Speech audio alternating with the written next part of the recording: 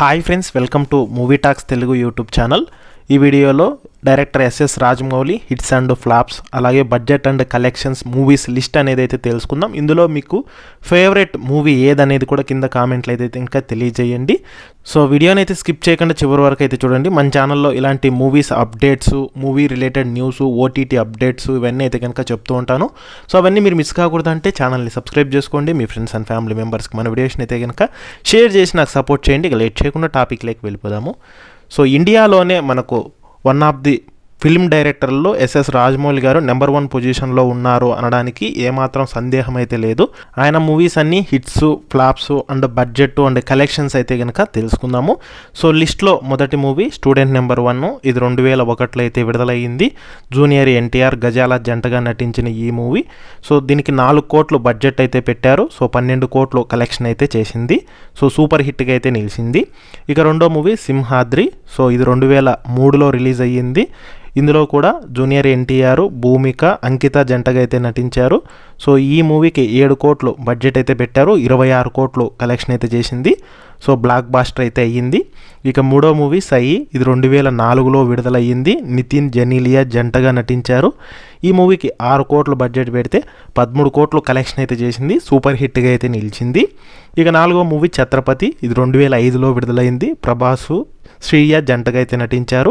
So ఈ మూవీకి 13 కోట్లు బడ్జెట్ పెడితే 32 కోట్లు కలెక్ట్ చేసింది. బ్లాక్ బాస్టర్ అయితే అయ్యింది. ఇక ఐదో మూవీ విక్రమార్కుడు. ఇది 2006లో విడుదలైంది. రవితేజ, అనుష్క జంటగా అయితే నటించారు. సో ఈ మూవీకి 11 కోట్లు బడ్జెట్ పెడితే 30 కోట్లు కలెక్ట్ చేసింది. బ్లాక్ బాస్టర్గా అయితే నిలిచింది. ఇక ఆరో మూవీ యమదొంగ. 2007లో విడుదలైంది. జూనియర్ ఎన్టీఆర్, ప్రియమణి జంటగా అయితే నటించారు. బడ్జెట్ 14 కోట్లు పెడితే కలెక్షన్స్ 30 కోట్లు అయితే కలెక్ట్ చేసింది. బ్లాక్ బాస్టర్గా అయితే కనుక నిలిచింది. ఇక ఏడో మూవీ మగధీర. ఇది 2009లో అయితే కనుక విడుదలయ్యింది. రామ్ చరణ్, కాజల్ అగర్వాల్ జంటగా అయితే నటించారు. 40 కోట్లు బడ్జెట్ పెడితే 150 కోట్లు కలెక్ట్ చేసింది. ఇండస్ట్రీ హిట్గా అయితే కనుక నిలిచింది. ఇక ఎనిమిదో మూవీ మర్యాద రామన్న. ఇది 2010లో విడుదలయ్యింది. సునీల్, సలోని జంటగా అయితే నటించారు. 12 కోట్లు బడ్జెట్ పెడితే 36 కోట్లు కలెక్ట్ చేసింది. సో బ్లాక్ బాస్టర్గా అయితే నిలిచింది. ఇక తొమ్మిదో మూవీ ఈగ.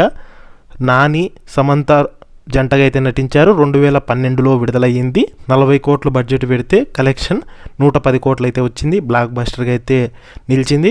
ఇక 10వ మూవీ బాహుబలి ది బిగినింగ్. 2015లో విడుదలైంది. ప్రభాస్, రానా దగ్గుబాటి, అనుష్క శెట్టి అయితే నటించారు. 180 కోట్లు బడ్జెట్ పెడితే 650 కోట్లు కలెక్ట్ చేసింది. ఇండస్ట్రీ హిట్గా అయితే కనుక నిలిచింది. ఇక బాహుబలి 2 ది కన్క్లూజన్. 2017లో విడుదలైంది.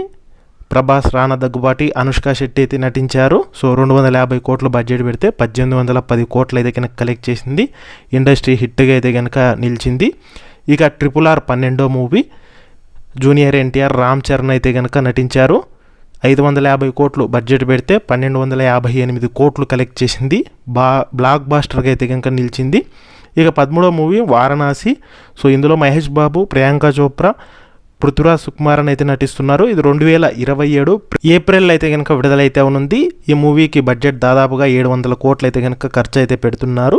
సో ఇంకే మూవీ అయితే కనుక రిలీజ్ అయితే కావాల్సి ఉంది. సో ఈ మూవీస్లో మీ ఫేవరెట్ మూవీ ఏందనేది కింద కామెంట్లు అయితే కనుక తెలియజేయండి.